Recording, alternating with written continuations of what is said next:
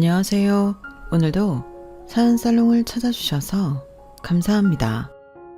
세상 어떤 사람보다 참 박복하다 싶었는데 요즘은 다른 삶을 살고 있는 60대 아줌마예요. 제 생에 과연 이런 날이 올까 싶었지만 저에게도 해뜰 날은 오더군요. 지금부터 제 인생 이야기를 풀어볼까 해요. 어릴 때 철없이 만난 남편과 아들 하나를 낳았어요. 둘 다 시댁 친정도 없이 몸뚱이 하나뿐이었던지라 처음에는 서로 많이 의지를 하게 되었네요. 우리 아들이랑 당신을 위해서라면 내가 진짜 몸이 부서져라 일할 거야. 고마워. 나도 더 틈나는 대로 일하고 아기 볼게. 그러니까 너무 부담 갖지 마. 맨땅에 헤딩이라는 말이 딱이었어요. 아무것도 가진 것 없이 단칸방에서 시작한 신혼살림이었는데 남편은 책임감이 강했기 때문에 밤낮 없이 일을 하기 시작했어요. 저 역시 조금이라도 가정에 보탬이 되려고 남의 집 바느질을 하면서 살림에 보탬이 되었죠. 하지만 행복은 오래가지 않았고 남편은 반복되는 이 삶에 지쳤는지 술에 의존하기 시작했네요. 당신 지금 일도 안 나가고 며칠째 술만 마시고 왜 이러는 거야? 이래도 거기서 거기잖아. 솔직히 나 같은 사람이 뭘 얼마나 올라갈 수 있어? 뒤에 부모가 있어서 밀어주기를 해. 아니면 마누라 처가가 있어서 밀어주기를 해. 어차피 우리 같은 사람을 맨날 똑같은 삶이야. 여기서 아둥바둥 살아봤자 의미 없다고. 그래서 이렇게만 산다는 거야? 우리한테 지호가 있잖아. 우리는 이렇게 살아도 지호한테는 다 해준다며. 그 패기 열정 어디 갔어? 지금 조금 힘들지만 점점 나아질 거야. 됐어. 나아지긴 개뿔. 혼자도 살기 힘든 세상 괜히 여자만 나이는 나와가지고. 뭐? 나랑 지호가 부담스럽다고? 그래, 다 부담이다. 나만 보면서 밥 한 끼 먹으려고 하는 너도 부담이고 자식 새끼도 다 부담이라고. 술만 취하며 막말을 이어갔고 남편은 점점 더 가정에 소홀하기 시작했어요. 그런 남편과 아이를 먹여 살려야 했기에 제가 생활전선에 뛰어들었는데 제가 할 수 있는 건 식당이나 전전하며 일을 하는 것이었어요. 그렇지만 속상하게도 시간이 갈수록 남편은 막말에 이어 폭력적인 성향을 보여주었어요. 너 때문에 내 인생 망했어. 너만 아니었으면 애도 안 낳았을 거고 그랬으면 지금 내가 뭐라도 했을 텐데 너 만나서 신세 망쳤다고. 누군 당신 만난 거 후회 안 하는 줄 알아? 그래도 우리 지호가 있으니까 어떻게든 살아야 할 거 아냐. 남편은 제 말이 끝나기가 무섭게 폭력을 휘둘러댔고 그렇게 남편의 폭력이 시작되었어요. 삶이 지쳐서 그랬는지 허구한 날 술만 마시면 반복되는 폭행에 지쳐 있을 때쯤 아이가 크니 지 아빠를 똑같이 따라하더라고요. 맞는 걸 봐서 그런지 학교에서 똑같이 친구들을 툭 하면 때리고 왔어요. 아이가 그런 상황에 노출이 되어서 이런 모습을 보아야 하는 생각에 얼마나 죄책감이 들었는지 정말 속상하더라고요. 그날 이후 제 눈에는 눈물이 마를 날이 없이 늘 눈물바람을 하는 나날이었죠. 너 도대체 왜 그러니? 너까지 이러면 엄마가 어떻게 살라고 그래? 한두 번이어야지. 오늘은 걔를 왜 때린 거야? 그냥 내 앞에서 깝죽대잖아. 그리고 아빠는 맨날 엄마가 그러는데 왜 나는 안 돼? 너 지금 그걸 말이라고 하는 거야? 엄마가 누구 때문에 이러고 사는지 뻔히 알면서 이래. 제발 이러지 마, 지호야. 나 때문에 이러고 산다고 하지 마요. 더 엄마 팔자니까. 지겨워 나도. 제가 잘못 키워서 그런지 아들은 툭 하면 엇나가기 시작했고 이러면 도저히 안 될 것 같아 그의 남편과 이혼을 했어요. 못난 부모라도 한부모 가정보다야 낫겠다 싶어 버티고 버틴 결혼 생활이었지만 차마 아들에게 도움이 되지 않는 모습인 것 같아 도저히 참고는 못 살겠는 마음이었죠. 제가 이혼을 요구하자 남편은 순순히 바라던 사람처럼 이혼을 해주었어요. 양육권, 친권 다 네가 가져가라. 나도 홀가분해. 이제 내 몸 하나이니 훨훨 어디 가서 나 하나만 챙기고 되고. 잘 살아. 그리고 그동안 미안했다. 염치도 없으니 지호 찾지도 않을게. 그냥 지호한테도 아빠 없는 셈 치라고 해. 당신 진짜 뻔뻔하다. 그게 마지막으로 할 말이야? 나는 그렇다 쳐도 어떻게 지호를 그렇게 쉽게 포기하니? 다 지겨워. 남편의 마지막 말이었고 그렇게 저희는 둘만 남게 되었어요. 지호야, 미안해. 엄마가 어떻게든 살아보려고 했는데 너한테는 할 말이 없다. 어차피 있으나 마나한 아빠였어. 나한테 관심도 없고. 툭 하면 괜찮으니까 신경 쓰지 마. 그래도 네 마음 다 알아. 엄마가 평생 사죄하면서 살게. 아빠는 원래도 필요 없었다고 하는 아들이었어요. 그리고 그렇게 더욱더 악착같이 살게 되었죠. 엇나가는 아들, 조금이라도 더 가르쳐서 사회에 필요한 사람이 되라고 얼마나 노력했는지 몰라요. 네가 공부에는 재능이 없으니까 운동이라도 해서 노력하면 이걸로 대학 갈 수도 있대. 그러니까 이런 거 해보자. 아, 싫다니까. 난 그런 거 안 해. 그럼 뭐 할 건데? 너도 엄마처럼 평생 배운 게 없어서 밤낮으로 일할래? 뭐라도 해서 대학을 가야 네가 조금이라도 잘 살 수 있을 거 아니야. 지금에서 어떻게 대학을 가? 그 입학 전형이 있다고 하더라. 체육학원 끊어줄 테니까 지금이라도 해봐. 너 운동 잘하잖아. 그리고 좋아하기도 하고. 알겠지?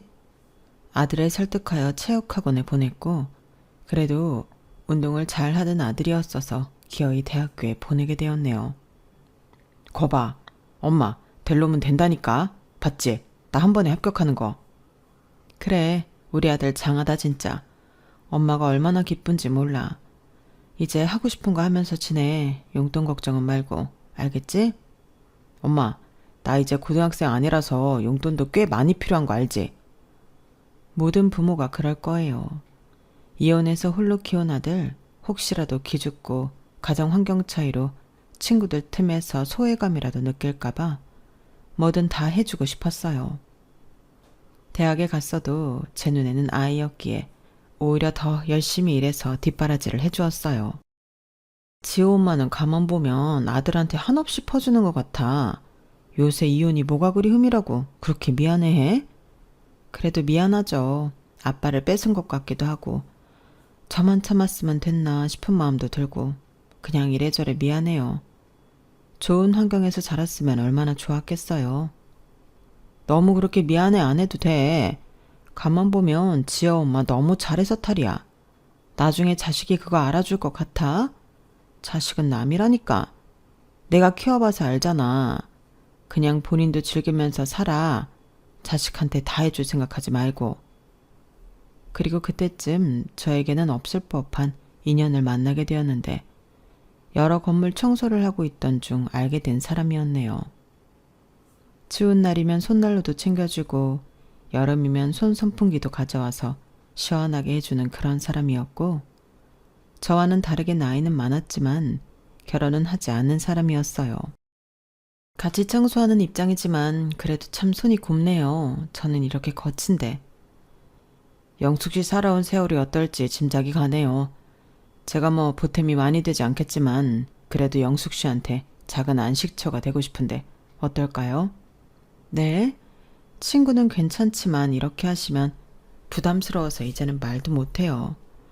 아시다시피 저 아들도 있고 이혼도 했는데 어떻게 저 같은 사람이 신 반장님이랑 만나나요? 죄송합니다. 저라고 다르나요? 결혼을 했으면 어떻고 안 했으면 어떻습니까? 지금 이렇게 만나는 게 죄도 아니고 저는 영숙 씨가 좋은걸요. 그래도 신 반장님 부모님이 살아계셨으면 아마 엄청 반대했을 거예요. 죄송합니다. 몇 번 거절을 했지만 사람인지라 저를 챙겨주는 사람한테는 모질게 하지 못하겠더라고요. 아들을 혼자 키우면서 그동안 힘들었는지 저도 모르게 같이 일하는 반장님께 기대고 있었거든요. 그리고 재혼을 마음먹었을 때 아들은 크게 반대를 했죠. 엄마, 돈 없는 사람끼리 만나서 뭐 어떻게 하겠다는 거야. 이왕에 재혼을 할 거면 돈 있는 사람을 만나서 재혼을 해야지. 그게 뭐야? 난 반대야. 신 반장님 좋은 분이야. 그리고 돈이 많으면 뭐 할 거야. 어차피 평생 일해야 하는데 같이 일하면서 그냥 친구처럼 늙어가면 좋은 거지. 엄마는 아빠랑 그렇게 이혼하고 재혼을 하고 싶어? 난 그 아저씨 마음에 안 들어. 돈도 없고 우리한테 도움도 안 될 것 같다고. 지호야, 돈이 다가 아니야. 엄마는 정말 아저씨 덕분에 마음의 위로도 얻었어. 같이 벌어 살면 되니까 아저씨 좋게 봐주면 안 될까? 너한테 피해가는 일 없을 거야. 엄마, 이왕이면 돈 많은 아저씨를 만나라니까. 내가 그런 아저씨면 두 팔 벌려 환영한다고. 난 어쨌든 반대야. 같이 상가 청소를 하던 반장님이어서 그런지 아들은 심하게 반대를 했어요. 자식이 이렇게 싫어하니 마음을 접을까 했지만 반장님은 끝까지 저를 포기하지 않았고, 대학 졸업 후 취업에 성공한 아들은 어차피 본인이 장가갈 때 제가 혼자 남게 될 테니 아저씨와 함께 살아도 좋다고 하더라고요. 어차피 난 엄마 책임 못 지고 그냥 아저씨랑 그렇게 둘이 벌어 살 거면 재혼을 하든지 알아서 해. 뭐 결혼식에 사실 엄마 혼자 앉아있는 것도 보기 그렇고 말이야. 아저씨 허락해 주는 거야? 당연하지. 대신 약속해. 엄마랑 아저씨 나중에 나한테 뭐 하나 바라지 말라고. 솔직히 요즘엔 부모들이 재산을 물려주는 게 아니라 부담만 안 돼도 엄청 도움되는 거 알지? 엄마 나한테 해줄 거 없으면 나한테 뭐 바라지도 마. 당연한 말이었지만 평생을 아들만 바라보고 아들이 잘 되길 생각한 저로서는 참 섭섭하게 들렸어요. 그래도 짝꿍이 좋다고 재혼한 남편은 그 마음을 잘 위로해 주더라고요. 남들은 어떨지 몰라도 재혼을 하고 절 이렇게도 위해주는 사람이 있다는 사실에 행복할 때도 많았어요. 아니, 아들이 이런 것도 안 사줬어요? 아, 대기가 웬 말이에요. 너무 비싸니까. 그리고 우리 아들은 해산물 싫어하기도 하고. 그래도 이렇게 나와서 먹으니 좋네요. 앞으로 내가 많이 사줄게요. 대게가 얼만데 그냥 1년에 한 번 이렇게 먹어요. 이거 자주 먹었다간 생활 거덜나겠네. 내가 말했잖아요. 나 뭐 엄청난 부자는 아니지만 그래도 젊었을 때부터 일만 해서 모아둔 돈도 꽤 있고 영숙 씨 먹고 싶은 거는 실컷 다 사줄 수 있어요. 그러니까 눈치 보지 말고 먹고 싶은 건 다 말해요. 말만으로도 감사해요. 누군가한테 뭐 먹고 싶다고 한 적이 있나 싶은데 이렇게 말할 사람도 있고 재혼이 좋네요. 그쵸. 이제 영숙 씨도 영숙 씨 인생 살아야죠. 평생 아들만 바라보고 살았는데. 그렇게 알콩달콩 중년이었지만 행복했어요. 어쩌다 한 번씩 아들이 집에 올 때면 살얼음을 걷는 것만 같았지만 말이죠. 왔어? 요새 일은 어때? 힘들지? 사회생활이라는 게 아무래도 힘들지. 아, 엄마가 뭘 알아. 그냥 그래. 그리고 나 친한 친구 결혼해서 축의금 내야 하는데 엄마 20만 원 있어? 내가 이번 달엔 여유가 없네. 돈을 어디다 쓰는 거야. 지금 살고 있는 집도 엄마가 전세를 얻어준 거라 들어갈 돈도 없겠구만. 성인이 그 정도 여유도 없어? 엄마가 서울 물가를 알아? 시골 물가만 생각하니까 모르지. 그래서 줄 거야 말 거야. 안 줄 거면 나 가고. 아우, 저 급한 성질. 알겠어. 자, 여기 있다. 아꼈어. 너 이제 장가도 가야 하잖아. 내가 알아서 해. 그리고 요즘엔 장가 안 가고 혼자 사는 게 대세야. 비용 몰라? 저 지호야. 내가 끼어들어서 미안한데 그래도 엄마한테 말을 예의 있게 해야지. 걸핏하면 엄마는 몰라도 돼. 내가 알아서 해. 이건 좀 아닌 것 같다. 그래도 엄마가 평생 너 하나만을 바라보고 살았는데 그 정도 얘기는 할 수 있지 않을까 보는데. 아저씨는 빠지세요. 아니 언제부터 저희 가족이라고 나서요 나서길. 우리 엄마랑 재혼했다고 뭐 내가 아버지 인정해 줄 것 같아요. 아저씨랑 나랑은 남남이니까 나한테 이래라 저래라 훈수 두지 마요. 도움되는 거 하나 없는 주제에 훈수질이야. 그러니까 여태까지 혼자 살았지. 지호야, 너 무슨 말을 그렇게 해. 아저씨한테 당장 사과드려. 엄마는 내가 뭘 잘못했다 그래. 난 괜찮아요. 아저씨, 진짜 도움도 안 되면서 나대지 좀 마요. 돈도 우리 엄마보다 없이 생겨가지고 진짜 더럽게 나대네. 엄마, 나 간다. 제가 정말. 아들이 왔다 갈 때면 철없고 버릇없는 행동에 사실 너무 민망하기도 하고 재혼한 남편에게 너무 미안했어요. 그럴 때마다 남편은 제 마음을 편하게 해주더라고요. 괜찮아요. 지호가 기분 나쁠 수 있지. 근데 나는 이렇게 쓰디 쓴 말도 해야 한다고 생각해요. 그래야 사랑하는 아들 더 잘 되지 않겠어요? 맞아요. 제 아들이 철이 없어서 그렇지 완전 나쁜 애는 아니거든요. 다 제가 없는 형편에 미안한 마음으로 키우다 보니까 너무 오냐오냐 했어서 그래요. 다 내 잘못이에요. 영숙씨 지금까지 노력해서 아들 대학 보내고 애 전셋집 얻어주고 할 만큼 다 했어요. 그러니까 너무 그렇게 얘기하지 말아요. 철이 들려면 벌써 들었겠지. 저보고 괜찮다고 하는 말들이 더 미안했죠. 돈이 넘치는 사람이 아니어서 아들이 무시하나 싶은 마음에 더 미안하기도 했고 그런 말들을 들어도 남편은 웃어 넘겼거든요. 내가 지금보다 더 잘 벌어서 우리 영숙씨 호강시켜줘야 지호가 절 안 싫어하겠어요. 지금도 충분한데요 뭐. 열심히 일하고 서로 먹고 싶은 거 먹을 여유 되고 이게 최고죠. 전 더 바랄 거 없어요. 그렇게 말해줘서 고맙네요. 그래도 내가 더 능력이 됐으면 영숙씨랑 결혼할 때 지호가 더 많이 축복해 줄 거라 생각해서 그런지 미안하네요. 아니에요. 지호가 은근 말을 그렇게 해서 그렇지 마음은 따뜻한 애라 아마 지금 이렇게 말하고 간 거 후회하고 있을 거예요. 그러면 다행이죠. 서로의 마음을 도닥이다 보면 또 그저 고마웠어요. 내 자신보다도 더 저를 챙기고 걱정해주는 남편이 옆에 있다는 것만으로도 고마웠죠. 그리고 3년이 흘렀을까요? 중간중간 아들은 계속해서 남편을 무시했고 남편은 그런 아들을 많이 감싸주었네요. 아니, 제가 아들을 끔찍이 생각하다 보니 저를 위해 참아주었죠.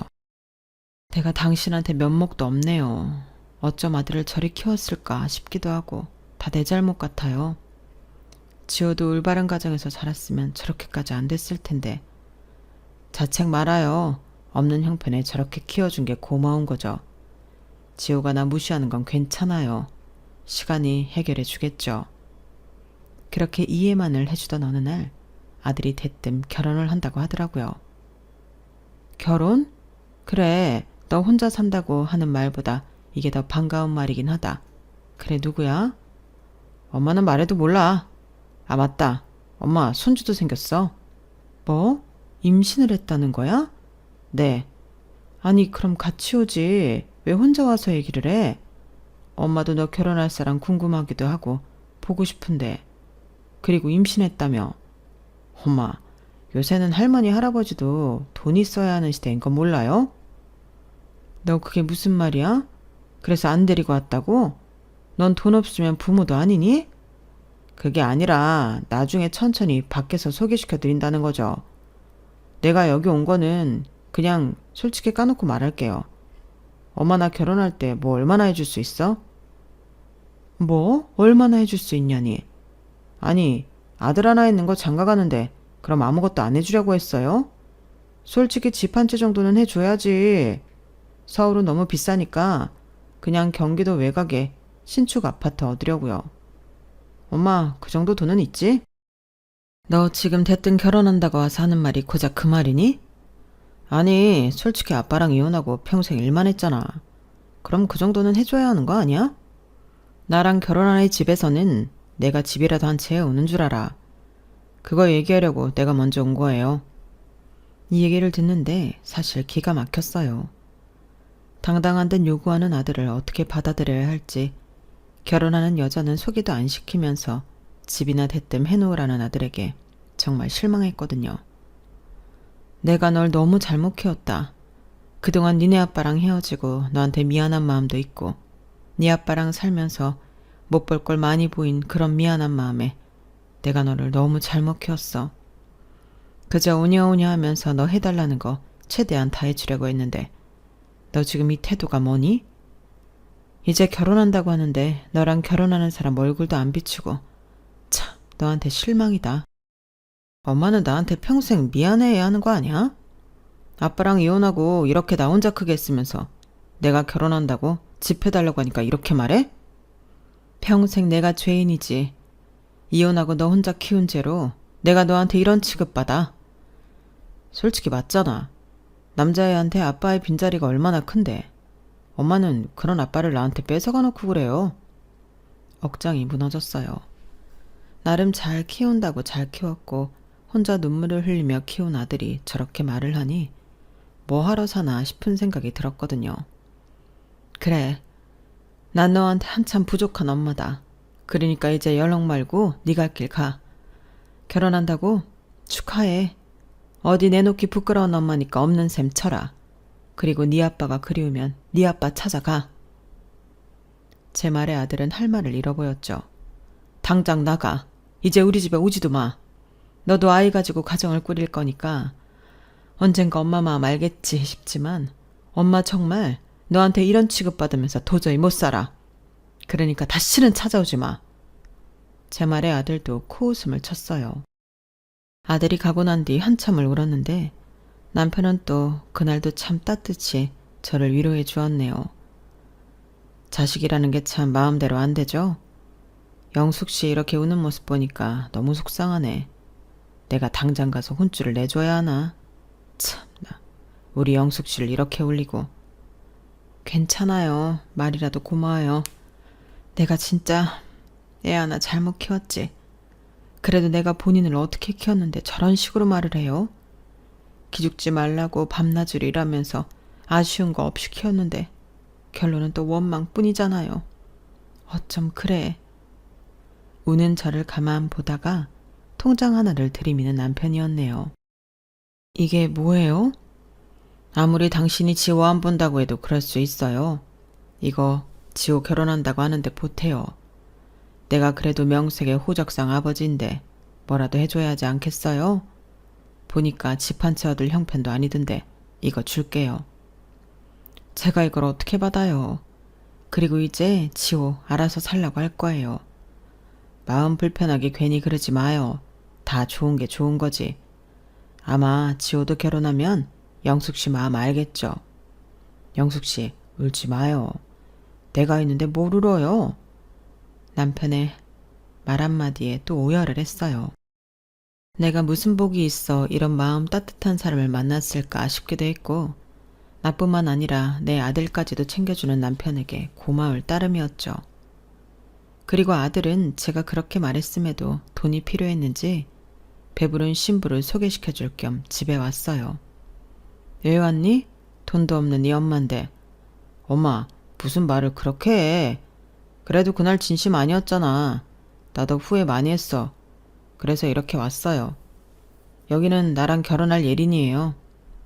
어머님, 오빠가 서운하겠다면서요? 제가 그날 진짜 뭐라고 많이 했어요. 굉장히 싹싹하네. 우리 지호가 싹싹한 아가씨를 다 만났어. 그럼요. 오빠가 아직 철이 없어요. 제가 같이 살면서 많이 코치할게요. 그러니까 어머님 마음 푸세요. 좋은 날 앞두고 이렇게 불편한 거 싫잖아요. 나보다 예린이가 낫지. 나한테 얼마나 뭐라고 하든지. 뭐 나도 반성 많이 했고 앞으로도 안 그럴게요. 그리고 아저씨한테도 그런 모습 보여드려서 죄송해요. 야, 우리 지호 철들었구나. 그래, 엄마가 그날 너무 속상해했어. 앞으로 안 그러면 되는 거지. 처음으로 남편에게도 미안하다고 하는 아들이었기에 제 마음도 많이 풀리게 되었네요. 그리고 나름 싹싹하고 상냥한 며느리를 얻은 것 같아 기분이 좋았죠. 그리고 저녁까지 다 먹은 후 아들은 말하더라고요. 엄마가 나 때문에 고생한 거 아는데 이 집 전세라도 돌려서 나 신혼집 구해주면 안 될까? 솔직히 흙수저들이 집 하나 없이 어떻게 애를 낳고 살아? 그래서 우리도 결혼 안 하고 애 안 낳을까 고민도 했어. 뭐? 너 그동안 벌어놓은 거는? 다 그냥 썼지. 생활비다 뭐다. 어머님 이해해 주세요. 요즘 서울 물가가 장난 아니기도 하고 저희 나이에 돈 모은 사람 드물긴 하거든요. 오빠한테 얘기 들었는데 그래도 이 집은 자가시라고 하던데 저희 뱃속 아기를 봐서라도 도와주시면 안 될까요? 사실 서울에서 이것저것 해보려고 하다가 돈도 다 날리고 지금 개털이야. 엄마가 해준 전세금도 이미 다 빼서 원룸에서 월세로 살고 있는데 신혼 살림을 월세로 시작할 수 없잖아. 안 그래? 엄마니까 도와줘요. 뭐? 너 지금 그걸 말이라고 하는 거야? 어머님, 오빠가 그래도 뭐 하나 해보려고 노력 많이 했는데 잘 안 된 거예요. 지금은 저 애기도 가졌고 해서 이제는 안정적으로 회사 다니기로 했고, 그러니까 어머님이 조금만 도와주시면 저희 잘 살 수 있어요. 어떻게 안 될까요? 염치불구하고 말씀드려요. 아들과 며느리가 찾아온 건 다름 아닌 역시나 집 얘기를 하려고 온 것이었어요. 속물 같으면서도 어차피 도와주려고는 했었기 때문에 한숨 쉬며 통장을 들이밀었어요. 제가 통장을 들이밀자 아들 며느리는 크게 놀라더라고요. 엄마, 이게 뭐예요? 너도 알겠지만 엄마는 능력 없어. 너 키우려고 밤낮 없이 일한 건 맞는데 그 돈 다 너한테 들어갔고 네 전세 찍고 하는데 썼어. 사실 그 정도 해줬으면 결혼은 네가 벌어서 네가 할 거라고 생각했는데 집 얘기할 때 당황하기도 했다. 어찌 보면 당연한 일이지만 엄마가 능력이 안 돼서. 근데 아저씨가 도와주셨어. 그래도 엄마랑 결혼했고 너도 아들 같으니까. 아저씨 이거 쉽게 도와주신 거 아니야. 그러니까 이거 받고 집 구하고 아저씨한테 앞으로 잘해. 알겠지? 어머 아버님 감사해요 진짜. 아버님이라고 하니까 듣기 좋은데 아저씨 감사해요. 남편은 그저 웃어 보일 뿐이었어요. 사실 염치가 없다는 말이 딱이었지만 그럼에도 염치불구하고 그 돈으로 아이들의 신혼집을 도와주었네요. 미안해요. 내가 진짜 당신 볼 면목이 없어. 당신이랑 결혼하면서 지호는 내 아들이라고 생각했고 당연히 지호 결혼하면 집이라도 하는데 보탬이 돼야지 생각한 게 옛날부터예요. 그런 당신 마음을 지호가 잘 알아야 할 텐데 정말 미안해요 내가. 남편은 제 아들을 생각보다도 더 깊게 아끼고 있었네요. 물론 저를 사랑해서 제 아들까지 품어주려고 한 것이었지만 누군가에게 이렇게 아무 이유 없이 사랑을 받아본 적이 있나 싶었는데 이 사람이 유일하게 저를 아껴주더라고요. 그리고 결혼 전 알게 된 사실은 며느리는 제 아들과 마찬가지로 가정 사이에 아픔이 있는 아이였어요. 거의 가족과 절연하다시피 살고 있던 터라 상견례 또한 하지 않고 결혼식을 하게 되었죠. 이 일로 실망을 했다기보다는 토닥여 주고 싶은 생각이 들었네요. 많이 힘들었겠다. 그런 건 진작 얘기하지. 이제 내가 네 시어머니가 아닌 엄마가 되어줄게. 그러니까 힘들거나 혹시 우리 아들이 속상하게 하면 언제든 얘기해. 아, 네. 며느리의 대답은 간결했어요. 드라마틱한 고부 사이를 원한 건 아니었지만 제 진심이 잘 닿지 않는다는 느낌을 받았네요. 제 아들을 욕하는 것 같지만 사실 며느리를 보면 제 아들이나 며느리나 끼리끼리라는 말이 딱인 것 같았어요. 그리고 결혼 후 신혼여행에서 돌아온 아들네 부부는 그 뒤부터 연락이 없더라고요. 황당해서 아들에게 전화를 했더니 아들은 역시나 버릇이 없게 말을 했어요. 아 엄마 바쁘다 보니 그럴 수 있지. 뭐 인사치레해. 이제 나도 가장인데 신혼여행 갔다 오고 나서 이래야지 엄마네 찾아갈 시간이 되겠어. 그러니까 이런 별거 아닌 걸로 전화하지 마요. 아 엄마 예린이한테 전화한 거 아니지? 예린이한테 괜히 시엄마다 뭐다 하면서 시집살이 시킬 생각하지 마. 예린이 예민한 애니까. 뭐? 너 지금 그게 엄마한테 할 소리야? 엄마는 그렇다 치더라도 아저씨가 너 집도 해주고 결혼식도 할 수 있게 도와줬는데 인사는 해야지. 어쩜 애가 결혼을 하나하나 이렇게 싸가지가 없니? 내가 진짜 너만 생각하면 아저씨 보기 창피해. 나 원래 이런 거 아저씨도 아는데 뭐여. 그리고 아저씨가 평생 모은 돈 나한테 줘서 고맙긴 한데 어쨌든 엄마를 선택해서 결혼했으면 아저씨도 이런 거는 다 감수했어야지. 안 그래? 정말 황당해서 말이 다 안 나온다. 예린도 너랑 생각이 같니? 아 예린이한테 전화 같은 거 하지 마. 아들은 변함이 없었어요. 집을 해줘도 그때뿐이었고 정말 남편 보기 창피한 마음이 들었죠. 따로 남편은 아들이 왜 집에 안 오냐고 묻진 않았지만 분위기상 직감을 하는 것 같았어요. 서방복 없는 사람은 자식복도 없다더니 그 말이 딱 맞아 떨어지는 것 같았네요.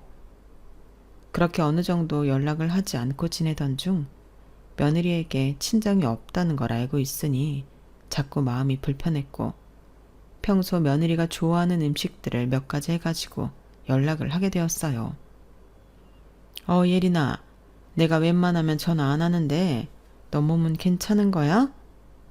지난번에 집에 와서 네가 맛있다고 한 반찬 몇 가지 했는데 혹시 지호 통해서 주면 먹을래?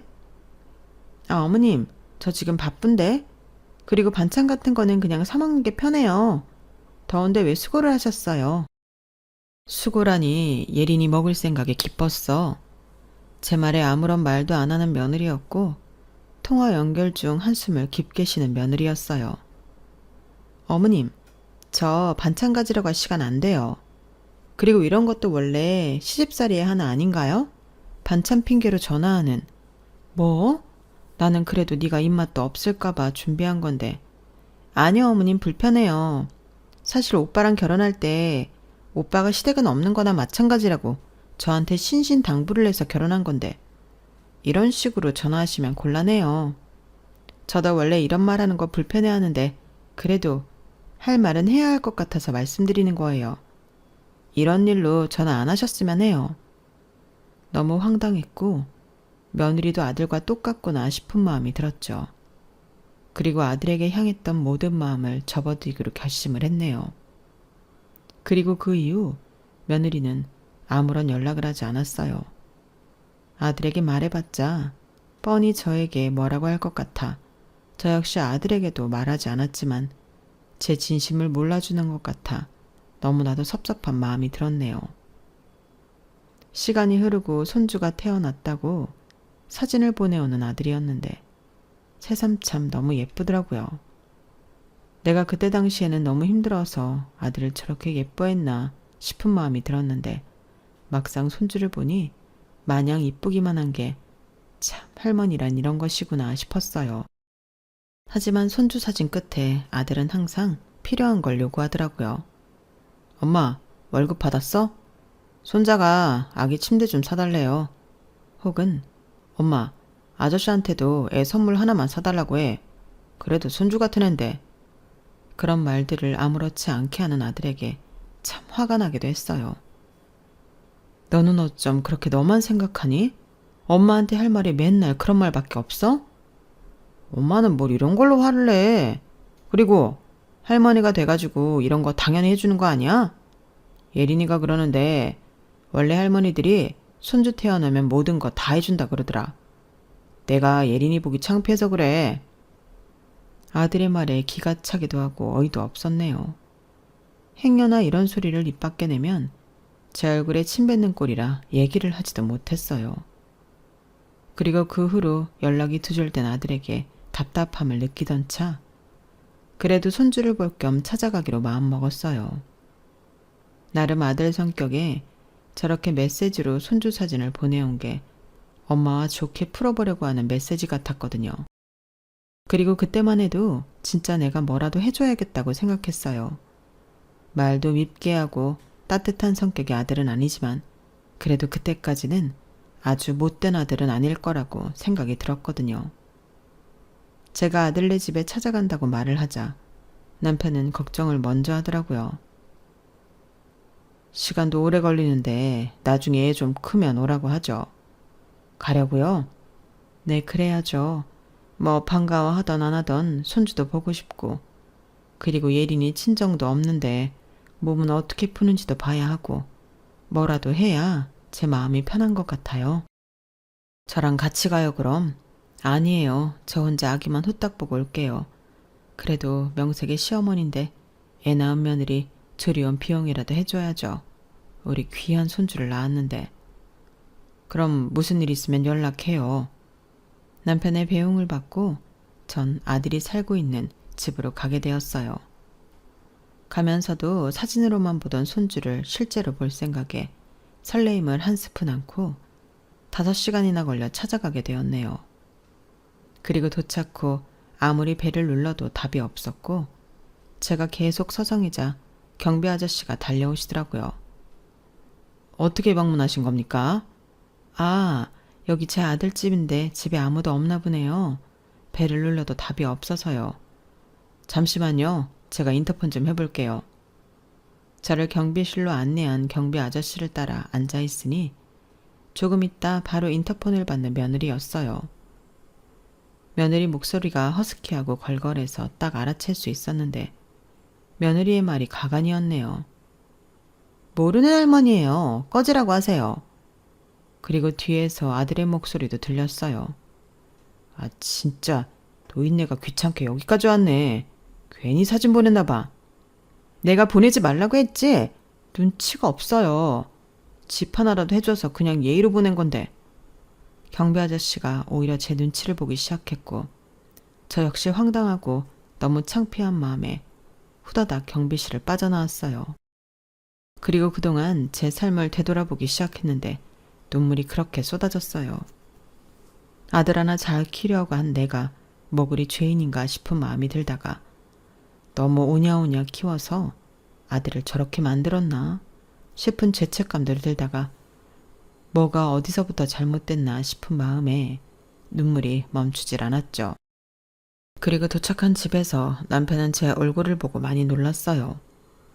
전화도 안 받고 무슨 일이 있었어요? 아니 연락도 안 되길래 걱정했네. 여보, 저 인생 참 헛살았어요. 지호랑 예린이가 모르는 할머니라고 문도 안 열어주는데 제가 뭘 어디서부터 잘못한 걸까요? 참나. 남편을 보니 또 눈물만 나서 한참을 울었어요. 참 인간들이 어쩜 그렇게 쓰레기 같은지. 이제 그냥 자식 없는 셈 치려고요. 손주고 뭐고 정말 이젠 아닌 것 같아. 제 말에 남편은 웃으며 아들 부부 인생을 초토화시켜버렸어요. 그리고 곧바로 아들네의 부부에게 본인이 가지고 있는 모든 것들을 문자로 공개하였고 저 역시 놀라게 되었죠. 아니 이게 다 뭐예요? 사실 뭐 언젠가 얘기하려고 했는데 이거 다 내 거예요. 그동안 건물들 청소한 거 다 내 건물이고 여기 내 재산 목록들이에요. 네? 그럼 그 건물 주인 양반이 당신이었다고요? 미리 말 못해서 미안해요. 지어보니까 딱 돈밖에 모르는 것 같아서 이럴 날이 언제인가 올 것 같아 그랬어요. 당신 아들이라 이렇게 말해서 미안하지만 당신한테 함부로 하고 부모 알기를 개똥으로 하는 그런 애 나 더 이상 못 봐줘요. 이제 내가 할 걸 해야 할 것 같네요. 남편의 말이 끝나자마자 저에게 전화 한 통 없던 아들은 불이 나게 전화가 왔어요. 엄마, 이게 다 뭐야? 아저씨가 보낸 재산 내역들 이거 진짜야? 아니, 왜 말 안 했어? 너 그거 물어보려고 나한테 전화했니? 엄마 대답만 해줘. 엄마도 알고 있었어? 아저씨 그렇게 건물에 땅이 부자인 거? 너무 어이가 없어 아무 말도 안 하는데 며느리가 금세 전화를 넘겨받더라고요. 어머니 아까 오셨다가 그냥 가셨죠? 죄송해요. 제가 요즘 호르몬이 널뛰어서 좀 어머님께 실례되는 말을 했던 것 같아요. 이러면 안 되는데 요즘에는 왜 이렇게 감정이 우락가락하는지 정말 힘들다니까요. 어머님도 아기 낳아보셨으니 제 마음 이해하시죠? 뭐? 나보고 모르는 할머니라고 소리를 칠 땐 언제고 이제 와서 호르몬 타령? 왜? 아저씨가 돈이 많다고 하니까 그게 다 니들 거 될 것 같아? 내 아들이지만 진짜 실망이고 역겹다. 그리고 똑같은 여자 만나서 결혼한 게 참 웃겨. 너 똑똑히 지호한테 전달해. 다시는 볼 일 없다고. 전 그 말을 끝으로 전화를 끊어버렸네요. 돈 없는 부모는 부모 취급을 안 해주는 아들에게 이제는 진절머리가 나게 되었고 그동안에 쌓인 것들이 폭발해버렸어요. 미안해요. 당신한테는 참 못 볼 꼴만 보여서 내가 할 말이 없네. 당신은 지호한테 할 만큼 했어요. 이제 그만해도 될 때가 됐어. 남편은 이 한마디를 했고 저 역시 고개를 끄덕이게 되었어요. 그리고 다다음 날이 되었고 헐레벌떡 아이를 데리고 집으로 온 아들을 마주한 순간 정이 다 떨어져 버렸네요. 왜 왔니? 이제 너랑 나랑은 절연이야. 아빠도 날 버렸는데 엄마까지 날 버린다고? 엄마 그런 사람 아니잖아. 왜 그래? 솔직히 엄마가 날 얼마나 사랑해? 진짜 내가 잘할게, 엄마. 나도 갑자기 육아하고 그러니까 막 정신이 없고 밤도 새고 해서 그날 내가 엄마한테 상처를 준 것 같아. 돈 앞에서는 엄마한테 난생 처음으로 사과도 하는구나. 엄마는 늘 너한테 희생했어. 자식 낳아놓고 희생이라는 말이 웃기긴 한데 엄마는 엄마 인생 다 포기할 만큼 너한테 잘했다고 생각한다. 근데 네가 엄마 손을 놓은 거야. 네가 그렇게 된 게 엄마 탓이라고 매일 생각했는데 아닌 것 같아. 그냥 넌 그런 애였던 거지. 이제 엄마라고도 부르지 마. 네 애도 엄마 보여줄 생각 마. 어차피 엄마 마음 안 변해. 엄마, 내가 잘못했다니까. 제가 아들을 받아주려고 하지 않자 아들은 저에게 소리를 질렀고 제 남편은 그 모습을 보고 아들의 뺨을 날렸어요. 그동안 영숙 씨 때문에 많이 참았다. 어디서 이런 버러지 같은 게 감히 엄마한테 대들어? 어려서 고아로 부모 잃고 난 아무도 없었지만 너처럼은 안 자랐어. 천하의 나쁜 놈. 난 너한테 줄 돈도 없고 이제 영숙 씨만 행복하게 해줄 거니까 다신 찾아오지 마. 아저씨, 아니 아버지, 이러시면 어떡해요. 그래도 저를 대학교 졸업 시절부터 봐왔는데 한순간에 저를 끊어내시겠다는 거예요? 아버지가 애초에 재산을 밝혔으면 저 이렇게 되지도 않았어요. 진작에 제가 제 사업체 차려서 더 좋은 여자 만났을 거고 이러면 이렇게 머리 딸리는 여자 데려오지도 않았을 거라고요. 당신 지금 나한테 한 얘기야? 맞잖아. 내가 솔직히 너랑 급이 같냐? 우리 엄마가 이제 건물주 와이프가 되는데 그럼 그 건물 누가 물려받겠어? 내가 물려받지. 괜히 너 같은 거 만나서 엄마한테 더 상처만 드렸어. 이게 다 너 때문이야. 엄마, 나 여자 하나 잘못 만나서 엄마한테 이렇게 모질게 했던 거예요. 그러니까 한 번만 용서해줘. 이제 다시는 안 그럴게. 엄마뿐만 아니라 마누라까지 버리는구나. 참 너답다. 네 아빠 아들다워. 영숙 씨가 너무 착해서 너 같은 거를 아들이라고 생각하고 평생 희생했지. 나랑 같이 사는 동안 이제 너랑은 끝일 거야. 그리고 영숙 씨는 내가 이제 행복하게 해줄 거니까 다시는 찾아오지도 말아라. 나쁜 놈의 새끼 같으니. 아저씨 제발요.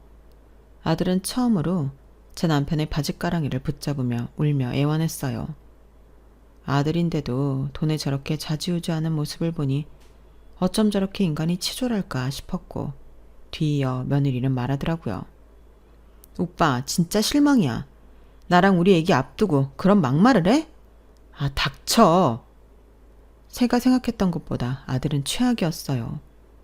며느리도 물론 달갑지 않았고 인성이 별로라고 생각했지만 본인 상황에 맞게 마누라까지 져버리는 아들을 도저히 이해하기 싫었죠. 전 그 자리에서 아들에게 대놓고 절연을 선언했고 손자도 보지 않았네요. 저의 악다구니의 아들과 며느리 그리고 손자는 돌아가게 되었어요. 이렇게 내 아들이 최악일 줄 몰랐어요.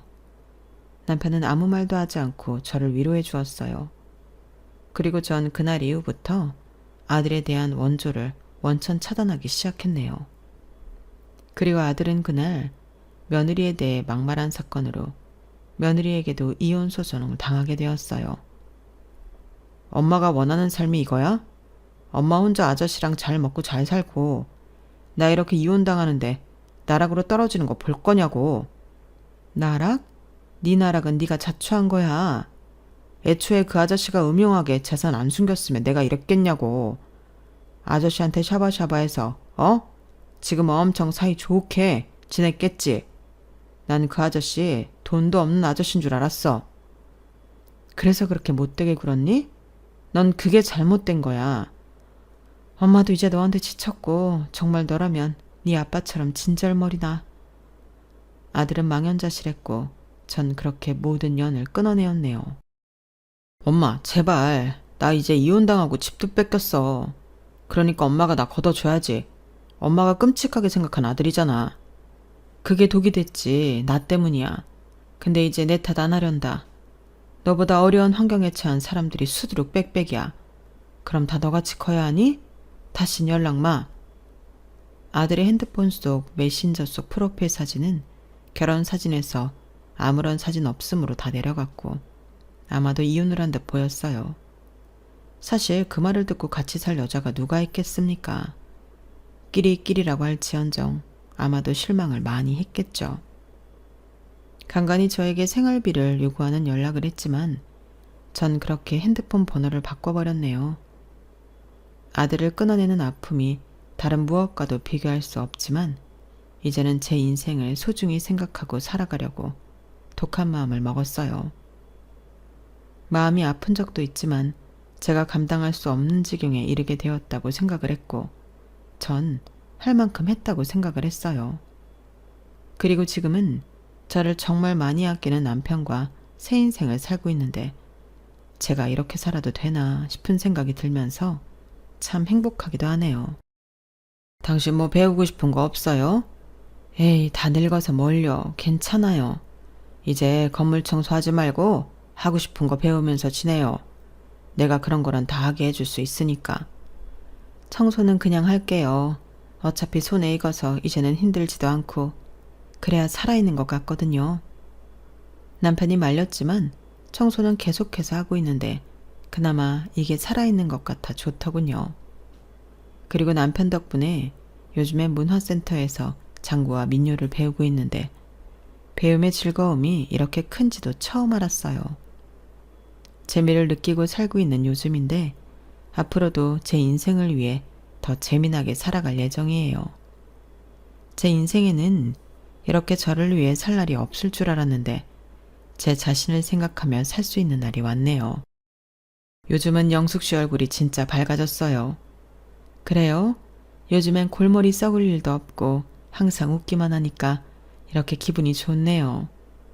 늘 고맙고 이렇게 살 수 있게 해줘서 감사해요. 영숙 씨가 누려도 되는 인생이에요. 돌아보면 가슴 아프기도 괘씸하기도 하면서 제 자신을 한 번 더 돌아보게 되네요.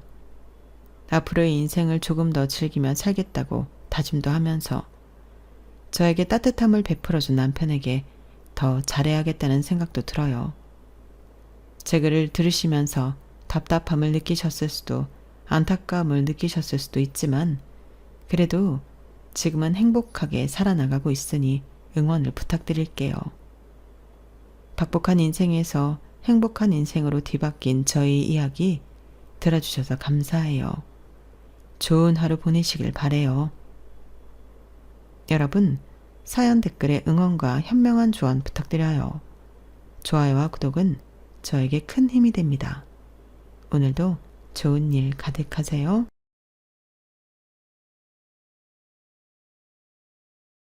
안녕하세요. 오늘도 사연 살롱을 찾아주셔서 감사합니다. 아내와 함께 두 아이를 키우고 있는 40대 가장입니다. 로또에 당첨되는 사람들 중에 돌아가신 부모님 꿈을 꾸고 당첨됐다는 사람들이 있잖아요. 어찌 보면 저도 그런 경우가 아닌가 생각합니다. 물론 로또 당첨은 아니지만요. 저는 부모님이 누군지 모르고 살았어요. 그건 지금도 마찬가지고요. 그래도 마음씨 좋은 양부모님을 만나 이렇게 가정도 이루고 한 집안의 가장 노릇도 하고 있으니 운이 좋았다고 할 수 있겠네요. 어머니께서 저를 발견하신 건 목련이 지던 때였다고 하니 4월쯤이지 않았을까 생각합니다. 어머님이 저녁상을 치우고 막 설거지를 하시려는데 대문 밖에서 애 우는 소리가 들리더래요. 누가 애를 데리고 왔나 하고 대문을 열었더니 대문 계단에 라면 박스가 하나 놓여 있었고 그 안에 태어난 지 얼마 안 된 제가 들어있었다더군요. 주변을 둘러봐도 인기척이 없어서 어머니께서는 얼른 저를 안고 집으로 들어가셨대요. 아무리 봄이라지만 아직은 바람이 쌀쌀하던 때라서 그런가 제 뺨이 싸늘하게 식어 있었다고 하더군요. 당시 양부모님 댁은 형편이 그리 넉넉한 편도 아니었고 자식이 5이나 있어서 업둥이까지 키울 여력이 안 됐어요. 이미 장성에서 서울에 가정을 꾸린 큰형과 큰 누나를 제외하고 나머지 3명의 자식들이 아직 학생 신분이었거든요. 큰아들 대학 공부까지 시키고 장가까지 보내느라 밭도 팔고 소까지 팔아치운 마당에 입을 하나 늘리는 건 바보 같은 짓이니까요.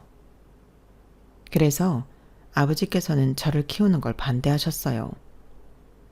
이놈의 여편네야, 내 새끼들도 먹여 살리기 힘든 판에 남이 버린 새끼까지 나보고 키우라고? 내가 무슨 자선사업가야? 안 그래도 셋째 대학은 어떻게 보내나 한 걱정인데 어떻게 애미라는 사람이 이렇게 한가한 소리를 해? 당장 내다 버려. 어떻게 그래요? 옛부터 업둥이는 복덩이라고 하잖아요. 그러니 우리가 키웁시다. 이 어린 게 살겠다고 발버둥 치는데 어떻게 모른 척을 해요? 인겁을 쓰고 산 목숨을 그러면 안 되는 거잖아요. 몇 년 뒤면 셋째랑 넷째도 고등학교 졸업할 테니 지들 몫은 알아서 하고 살 거고 그러면 막내 하나 남는 건데 거기 하나 더 키운다고 크게 돈 들어갈 것도 아니잖아요. 요 작은 게 먹으면 얼마나 먹는다고요. 그러니까 여보, 우리가 키웁시다. 남의 자식 잘 키워주면 우리 자식들한테도 분명 좋은 일이 생길 거예요. 남의 새끼 위해서가 아니라 내 새끼들 위해서 키운다 생각하자고요. 어머니의 끈질긴 설득 덕분에 아버지는 저를 호적에 올려주셨어요. 그렇게 저는 6남매 중 6째가 될 수 있었답니다. 제 출생의 비밀은 딱히 감출 일도 없었지만 감춰지지도 않았어요. 농촌에선 한 집 건너가 친척이고 사돈인데 저희 집에 업둥이가 들었다는 소문이 퍼지지 않을 리 없었죠. 어릴 땐 철없는 동네 아이들의 놀림으로 울기도 많이 울었지만 그럴 때마다 저희 양부모님은 저를 노릴 아이 집까지 찾아가 불같이 화를 내셨어요. 특히 처음엔 저를 받아들이기 꺼려했던 아버지가 더 무섭게 화를 내셨죠. 언놈의 새끼가 우리 집 막내더러 고아라고 그랬어? 옳지, 네 놈이구나. 너 이놈, 내 앞에서 다시 한번 말해봐라. 우리 재우가 고아냐? 위로 형이 셋이나 있고 누나가 둘이나 있고 이렇게 아버지 어머니가 두 눈 시퍼렇게 뜨고 살아있는데 우리 집 막내가 고아라는 게 말이 되냐고? 말해봐라 이놈아. 꿀단지를 왜 물었냐? 왜 대답을 못해? 앞으로 누구든지 간에 우리 막내한테 허튼 소리 짓거렸다가는 내가 아주 주둥이를 확 찢어버릴 줄 알아. 평소 말수 적고 남들한테 싫은 소리 한번 안 하고 사신 아버지였지만 저와 관계된 일이라면 두 팔 걷어붙이고 나서서 싸우시곤 했어요. 그런데 처음부터 아버지가 저한테 이렇게 호의적이었던 건 아니었어요. 거기에는 그럴 만한 사정이 있었던 거죠. 제가 초등학교에 들어가기 직전까지만 해도 저는 집에서 아버지 눈칫밥을 먹고 자랐어요. 반찬 투정은 언감생심, 조용히 밥을 잘 먹어도 많이 먹는다고 혼나고 그래서 밥을 조금만 먹으면 어린 놈이 벌써부터 반찬 투정하냐고 핀잔을 주셨거든요. 거기다 제 위에 5 형제들과는 저를 늘 확연히 구분하셨는데 친자식들한테는 내 새끼들이라는 표현을 쓰셨지만 저한테는 이놈의 새끼, 저놈의 새끼라고 칭하셨거든요. 그런데 이랬던 아버지가 저라면 꿈뻑 죽게 된 사건이 벌어진 거예요. 제가 초등학교에 들어갔던 그 해는 연애해보다 여름 기온이 높았는데 자식들 뒷바라지하며 먹고 살아야 하는 아버지는 날씨를 탓하며 집에서 쉴 수만은 없었어요. 그래서 아침 일찍부터 논에 나가 일을 하셨는데 땡볕 더위에 농약을 뿌리시다가 그만 쓰러지셨던가 봐요.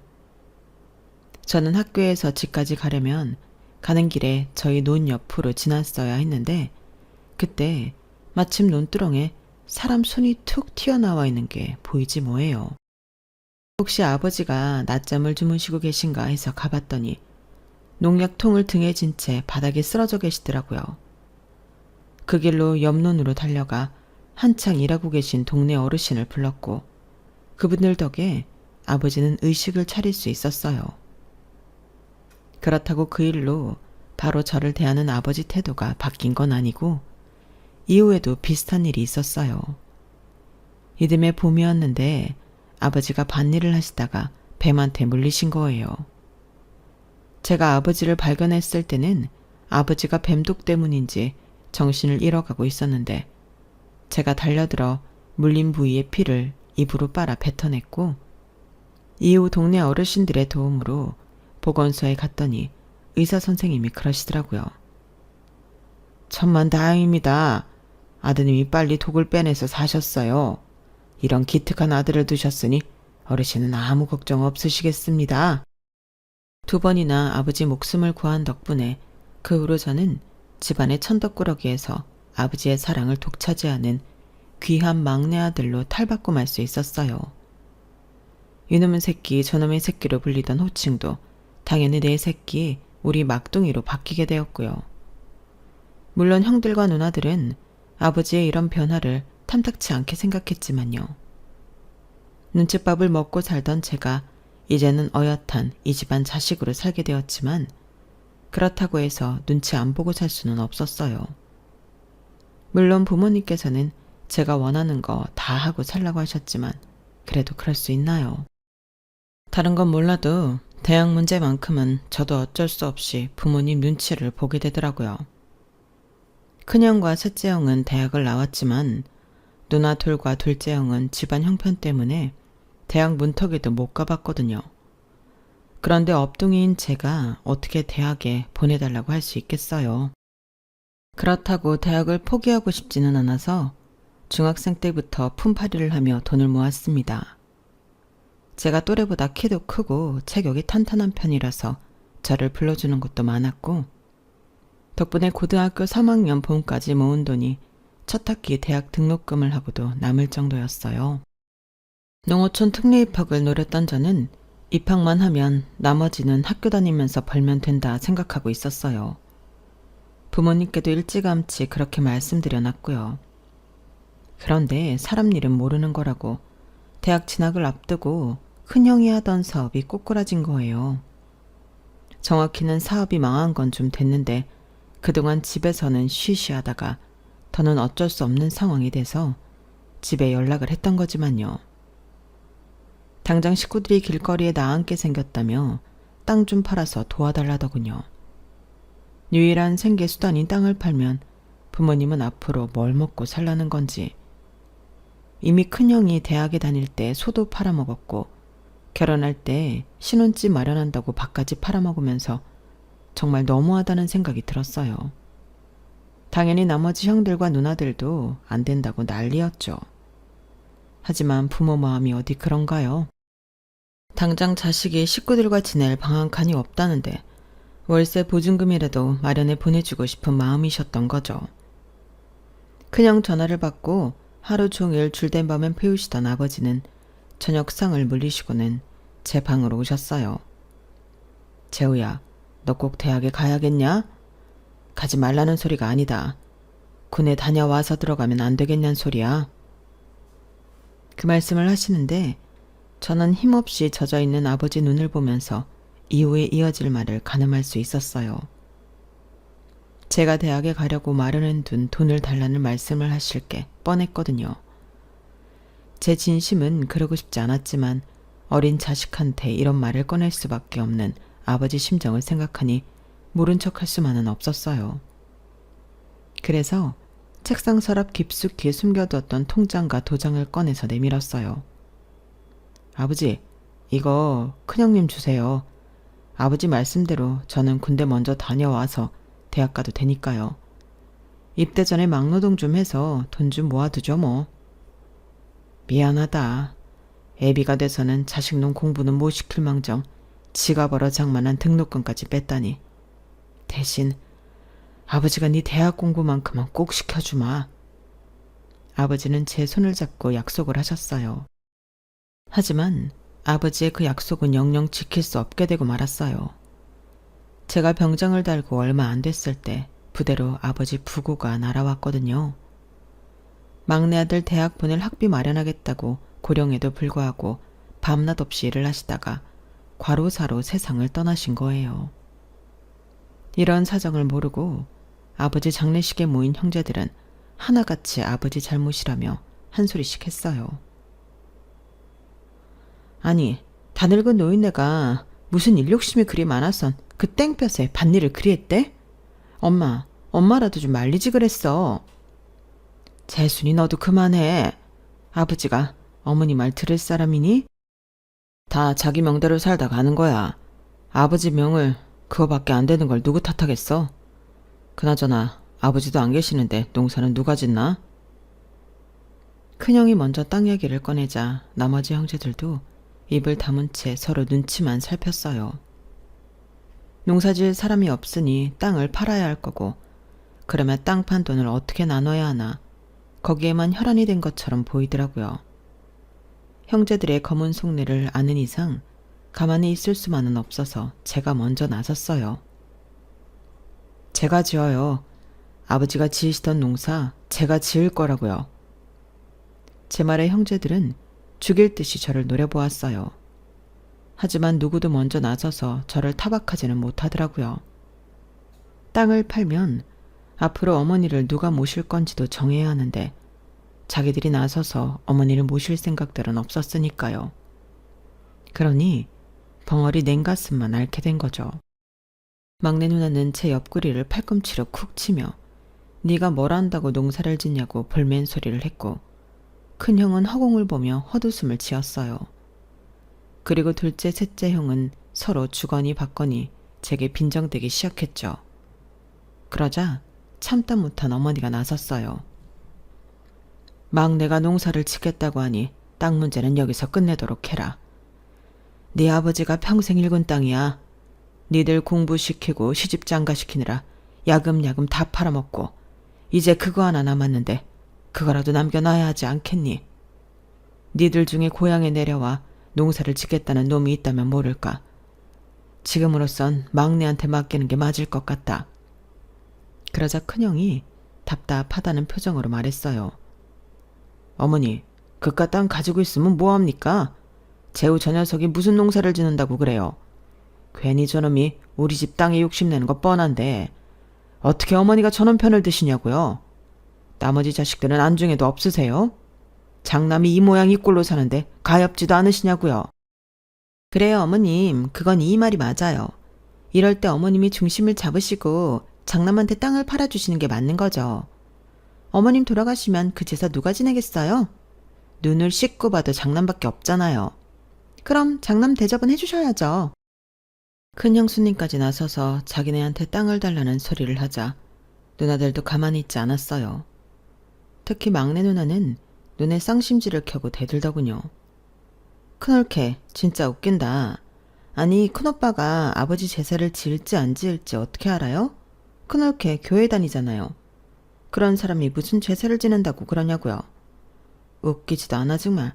엄마 그러지 말고 땅 팔아서 정확히 6등분 해줘. 나도 돈 들어갈 구석이 천지라고. 이참에 부모 덕 좀 보게 해달란 말이야. 이 기집애 웃기는 기집애네. 야 그걸 왜 6등분을 하냐? 재호 저 자식은 아버지 자식도 아닌데 5등분으로 해야지. 둘째 형이 제 목숨 빼야 한다고 한 소리 하자 이번엔 딴지를 걸었어요. 다들 너무하네. 6등분이니 5등분이니 누구 마음대로 나누겠다는 거야.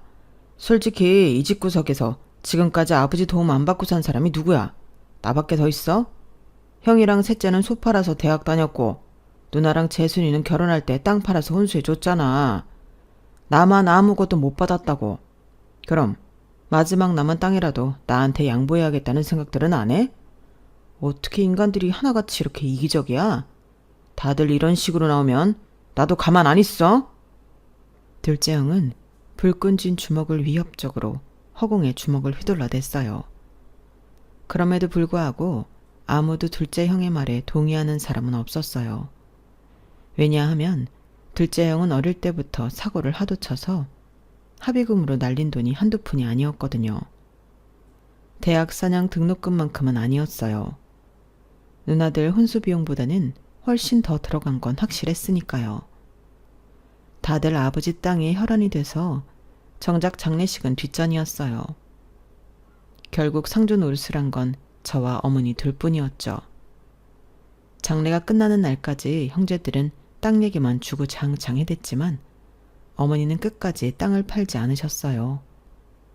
결국 그 땅에서는 제가 군 제대 후 농사를 짓기 시작했어요. 제가 군대에 다녀오는 동안 동창들은 서울이나 근처 도시로 대학이나 일자리를 찾아 나갔고 남은 건 저와 몇 안 되는 동창들 뿐이었어요. 그 중에는 저랑 동네 오빠 동생으로 지내던 여자애가 하나 있었는데 제가 군대에 있을 때 혼자서 그 먼 곳까지 면회를 왔던 애였어요. 어릴 때는 몰랐는데 성인이 되고 나니 인물이 살아나서 그런가 예전과 달리 볼 때마다 기분이 묘하더라고요. 자기는 읍에 있는 번듯한 직장에 다니면서 시골에서 농사나 짓는 놈이 뭐가 좋다고 그렇게 찾아오는 건지 이해는 안 갔지만 그래도 볼 때마다 기분은 좋더라고요. 생각해보면 중고등학생 시절부터 그 애는 동네 남자애들한테 인기가 좋았어요. 아담한 체격에 예쁘장하고 새침한 성격이 남자들이 딱 좋아할 타입이었거든요. 하지만 저는 한 번도 이 애를 이성으로 생각했던 적이 없었어요. 왜냐하면 이 친구 부모님이 우리 동네 이장님이었거든요. 이장님 장남은 서울에서 변호사 생활을 하고 있고 둘째 아들은 고등학교 수학선생이고 큰딸은 대학에서 강의를 하고 있었어요. 솔직히 저희 집에 비하면 대단한 집안이기도 하고 제 출신이 남들 앞에 내놓기 떳떳하지 못한지라 애초에 모도를 나무는 쳐다보지도 않았던 거죠. 그런데 자꾸 저한테 다가오니까 저도 참 미치겠더라고요. 제가 밀어내야 하는 게 맞다는 건 알지만 내심 그러기 싫다는 마음도 있었으니까요. 그래서 하루는 솔직하게 말을 했어요. 경은아, 솔직히 나는 네가 싫지 않다? 아니, 싫지 않은 게 아니라 여자로서 많이 끌려. 하지만 내 처지가 이 모양이라서 너랑 어떻게 해볼 용기가 나지 않아.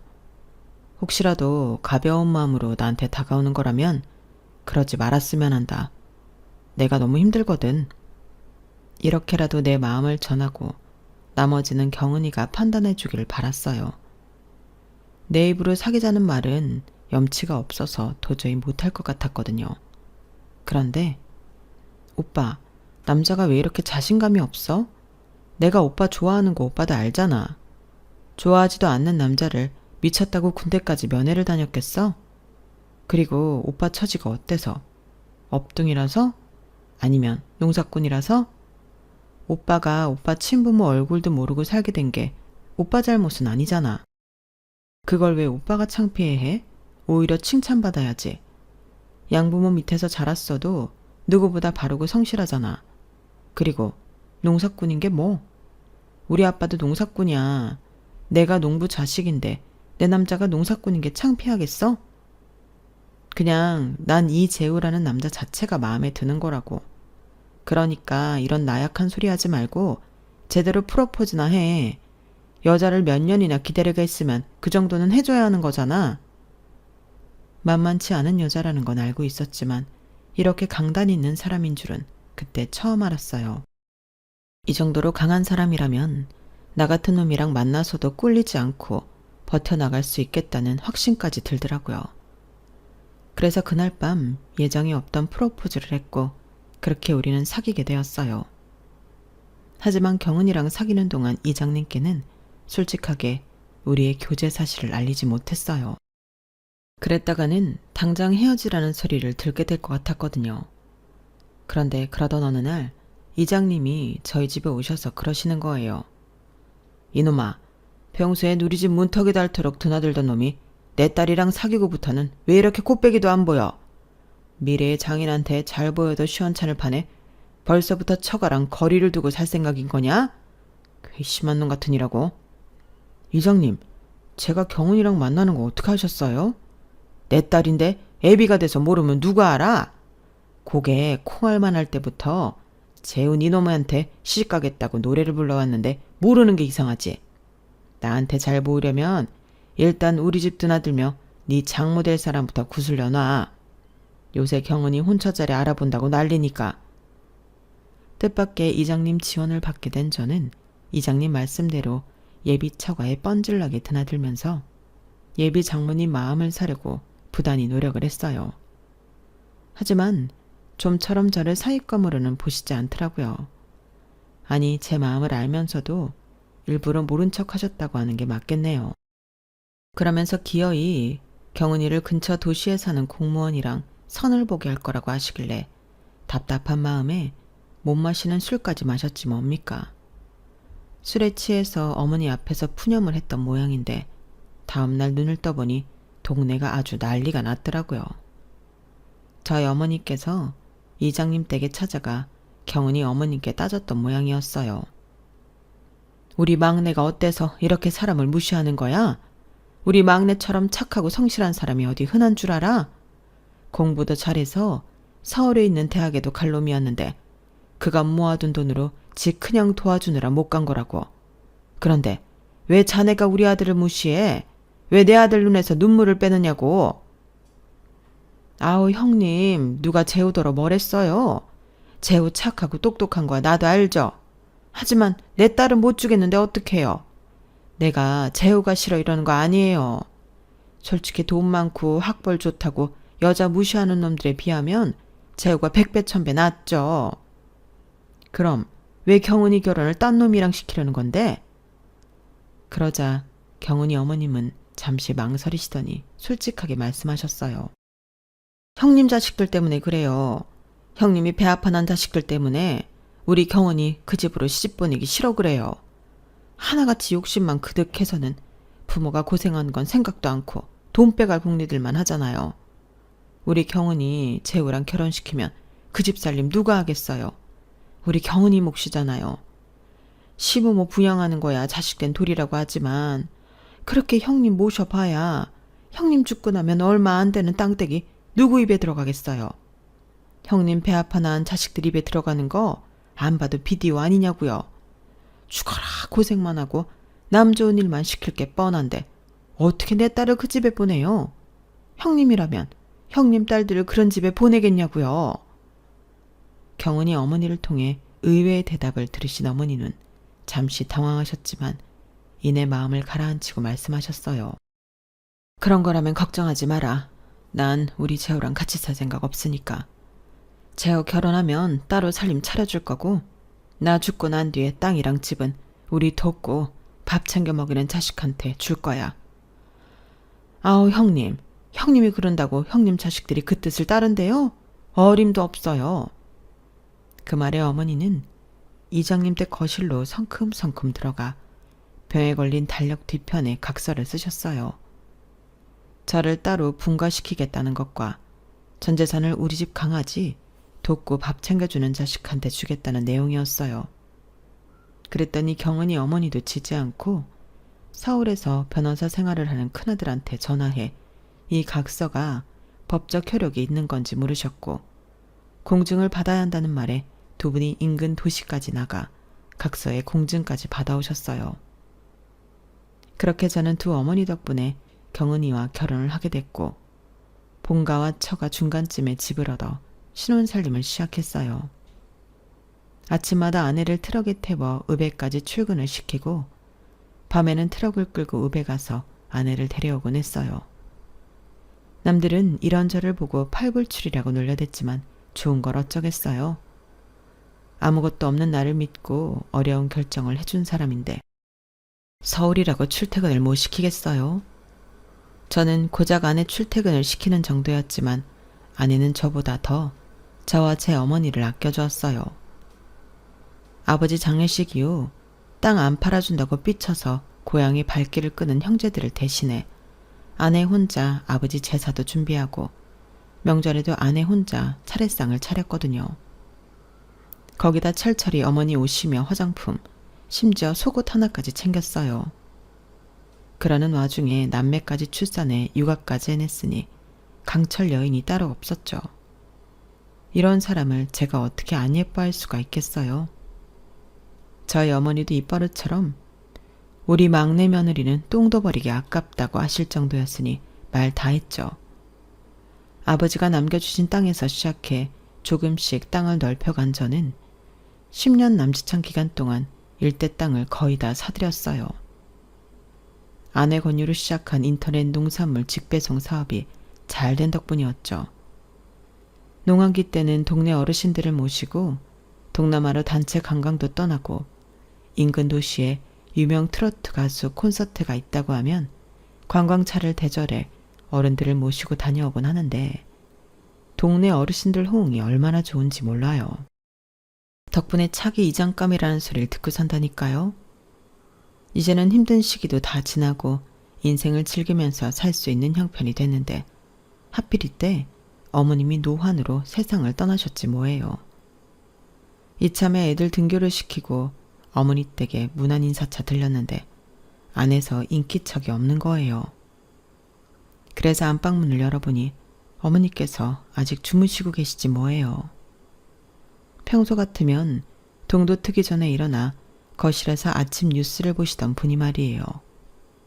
혹시 어디가 아프신가 해서 어머니를 흔들어 깨웠는데 감촉이 이상하더라고요. 어머니 코 밑에 손을 가져가 보니 숨을 쉬지 않으시는 거예요. 이미 숨이 끊어진 이유더라고요. 어머니를 끌어안고 한참을 울다가 서울에 있는 형제들한테 전화를 했어요. 형제들이 도착하는데 시간이 걸려서 일단 장인어른과 상의해서 장례식장으로 어머니를 옮겼어요. 아침나절에 어머니가 돌아가신 걸 확인했는데 점심나절엔 어머니 영정이 놓인 장례식장에서 상주 노릇을 하게 되다니 사람의 생과 사가 이렇게 순식간에 갈릴 수 있다는 게 실감이 나지 않더라고요. 형제들이 속속들이 장례식장에 도착했고 동네 사람과 친인척들이 문상이 이어졌어요. 저는 이 모든 게 마치 꿈인 것만 같아서 멍하니 어머니 영정만 바라보고 있었죠. 그런데 또다시 형제들이 어머니 유산 얘기를 꺼내기 시작한 거예요. 그리고 저한테 땅문선이 집문선이 행방을 묻는데 대답할 힘도 안 나서 입을 다물고 있었어요. 사실 그게 어디 있는지 모르기도 했고요. 그랬더니 득달같이 달려들어서는 제 멱살을 쥐고 땅문서 내놓으라고 고래고래 소리를 치지 뭡니까. 어쩌면 이 인간들은 하나도 변한 게 없는 건지 아버지 돌아가셨을 때랑 하나도 달라진 게 없었어요. 형제들 손에 멱살이 잡힌 채 이리저리 휘둘리고 있는데 제 아내가 달려와 그 손들을 뿌리치며 소리쳤어요. 그걸 이이가 어떻게 알아요? 그렇게 땅 문서가 갖고 싶었으면 어머니 살아계실 때 집에 자주 들러서 봐두시지 그랬어요. 10년 가까이 콧배기도 안 보이다가 어머니 돌아가셨다니까 유산 챙기겠다고 왔으면 창피한 줄이나 알고 저어시 하라고요. 우린 땅문선지 집문선지 어디 있는지 모르니까 가서 집을 뒤지든 땅을 뒤지든 알아서 찾아가세요. 그리고 경고하는데 한 번만 더 남편한테 이런 식으로 굴면 그땐 법정에서 보게 될 줄 아세요. 눈에 도끼를 품고 소리치는 제 아내의 모습에 형제들은 하나둘 자리를 뜨기 시작했어요.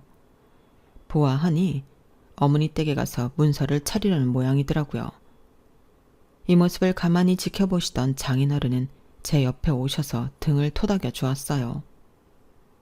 그래도 안사돈 옆에 이렇게 착한 아들이 하나라도 있어서 다행이네.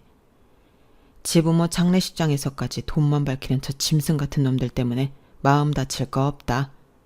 넌 그저 어머니 가시는 길 마지막까지 잘 보내드리면 돼. 그렇게 자식 노릇하면 되는 거다. 장인어른의 위로에 저도 모르게 눈물이 흘렀어요. 내 처지가 슬퍼서 그랬던 건 아니고 우리 어머니가 가여워서 눈물이 멈추지 않더라고요. 그날 어머니 댁에 가서 온 집안을 뒤엎고 문서를 찾던 형제들은 결국 아무것도 찾지 못한 채 장례식장으로 돌아왔어요. 그리고는 재차 제게 문서들의 행방을 물어댔어요. 모른다고 몇 번이나 답을 하자 큰 형이 나서서 제안을 하나 하더라고요. 좋아. 그럼 누가 됐든 먼저 문서를 찾는 사람이 땅이고 집이고 다 갖는 걸로 하자. 어때? 그리고 혹시라도 나중에 딴소리하는 사람이 있을지 모르니까 각서를 작성해서 공증부터 받자고. 니들도 알겠지만 공증을 받아놓으면 법적으로도 효력이 있는 거니까 나중에 딴소리하면 안 되는 거야. 그렇게 다섯 형제는 머리를 맞대고 각서를 작성했어요. 마침 변호사인 처남이 장례식장에 와 있던 참이라 변호사 입회하에 각서는 작성됐고 장례식이 끝난 뒤 공증 작업까지 마쳤어요. 그리고 그날부터 어머니 댁은 수시로 찾아와 집안을 뒤지는 형제들 때문에 난리 법석이었어요. 어머니가 키우시던 개 독구가 잠도 제대로 못 잘 정도로요. 그래서 형제들한테 얘기해서 독구를 우리 집으로 데리고 왔어요. 어머니도 안 계신데 잠자리까지 바뀌면 힘들어할까봐 개집 채로 옮겨다 마당에 놓았죠. 아침 저녁으로 독구 밥 주러 어머니 댁에 가곤 했는데 그때마다 엉망이 되어버린 집을 보는 게 너무 힘들었거든요. 이제는 독구를 우리 집에 데려다 놓았으니 더는 그 꼴을 안 봐도 돼서 다행이다 싶었어요. 그런데 그날 밤 꿈에 어머니가 나오신 거예요. 저희 집 마당에 놓인 평상에 앉으셔선 독구집을 손가락으로 가리키고 계시지 뭐예요. 어머니, 언제 오셨어요? 오셨으면 안으로 드시지 왜 거기 계세요? 혹시 독구가 걱정돼서 오신 거예요? 그런 거라면 걱정 마세요. 독구 밥은 제가 잘 챙기고 있으니까요. 그런데도 어머니는 빙그레 웃으시면서 계속 독구 집만 가리키고 계시지 뭐예요. 도대체 왜 이러시나 의아하던 차에 아내 목소리에 꿈에서 깨고 말았습니다. 눈을 떠보니 아침에 아내가 독구 밥을 주러 나갔다가 저를 불러대지 뭐예요. 손에 검은 봉지를 든 채 말이죠. 독구집 청소해 주려고 바닥에 깔린 낡은 옷가지를 치웠는데 거기서 이게 나왔다는 거예요. 몇 겹으로 단단하게 쌓여있는 비닐봉지를 뜯어보니 세상에 형제들이 그토록 찾던 땅이랑 집 문서가 거기 들어있지 뭡니까. 형제들한테 연락하기 전에 장인어른께 먼저 그 얘기를 했더니 옆에서 듣고 계시던 장모님이 안방으로 달려가 뭔가를 꺼내오셨어요. 이거야. 자네 어머니가 나한테 써줬던 각서. 난 이게 뭔 소린가 했더니 정말 독구 밥 주는 자식한테 유산을 남겼네? 장모님이 내민 각서에는 저희 부부가 결혼 전에 두 어머니께서 약속하셨던 내용이 적혀 있었어요.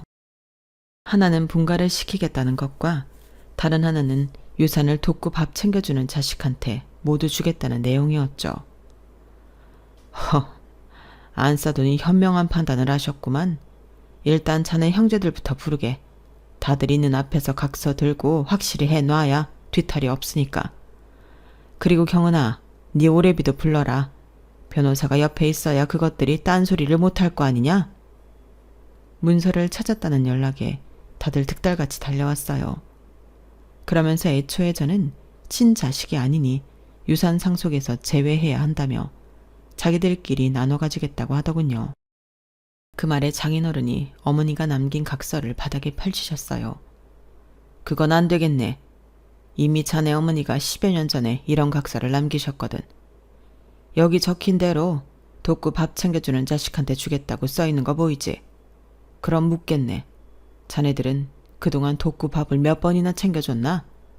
한 번이라도 챙겨준 사람이 있으면 말해보게. 아무도 없지? 부모가 세상을 떠났는데도 상주 노릇은 할 생각도 않고 땅 문서 찾겠다고 집을 그 꼴로 만든 것들이 자기 어머니가 아끼던 걔한테 밥 한 번 챙겨줬을 리 없지 않는가? 그러면서 무슨 부모 유산을 받겠다고 그래? 니들처럼 인간 같지도 않은 것들한테 그럴 권리가 있기는 해? 여기 변호사도 있으니 이 각서가 효력이 있는지 물어보고 확인이 끝나면 내 집에서 나가주게. 네 놈들이 오니까 아주 집안에서 똥꾸렁내가 진동하는 것 같아서 못 참겠어. 결국 그날 형제들은 변호사인 큰처남한테 사실 확인을 받고도 못 믿겠다며 욕설을 퍼부으며 집을 나섰어요. 하지만 그날 이후 누구도 유산에 대해 소송을 걸거나 딴지를 걸어오는 일은 없었어요. 해봐야 소용이 없다는 걸 알아서 그런 걸 테죠. 솔직히 어머니가 남긴 유산에 대해서는 딱히 욕심이 없어요. 제가 그동안 벌어놓은 재산만으로도 충분히 살아갈 수 있으니까요. 하지만 부모를 자기들 필요할 때만 빼먹는 벽장 속 곶감처럼 생각하는 인간들한테는 10원짜리 동전 하나 주고 싶지 않습니다. 그런 자식들보다는 늘 어머니 곁을 지키며 재롱을 떨었던 독구가 더 낫다고 생각하거든요. 부모 얼굴도 모른 채 집 앞에 버려진 저를 길러주신 양부모님 제사는 제가 살아있는 동안 끝까지 지낼 생각입니다. 혹시라도 제가 문서를 못 찾을까봐 꿈에까지 찾아와 알려주시던 어머니를 제가 어떻게 모른 척 하겠습니까? 끝까지 어머니 곁을 지켜준 독구도 잘 키울 테니 어머니는 아무 걱정 마시고 그곳에서 아버지와 함께 편히 쉬시길 바랍니다. 지금까지 제 사연을 들어주셔서 감사합니다. 여러분들도 하루하루 행복한 삶을 사시길 바라며 건강하십시오. 여러분, 사연 댓글에 응원과 현명한 조언 부탁드려요. 좋아요와 구독은 저에게 큰 힘이 됩니다. 오늘도 좋은 일 가득하세요.